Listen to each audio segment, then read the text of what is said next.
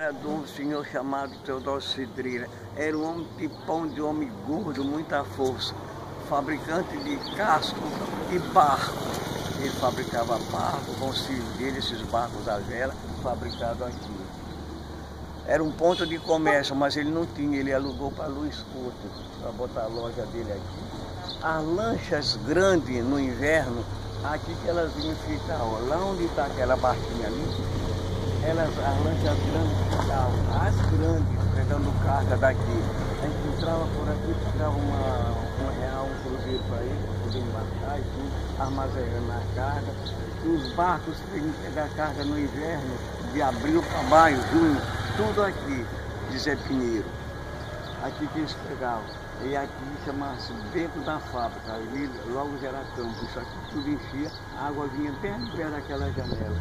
Depois que a Cidreira fez uma ponte coberta de palha, que ia muito grande até lá embaixo. Quando as lanchas, o passageiro saltava da lancha, já vinha por trás, já ia por dentro dela.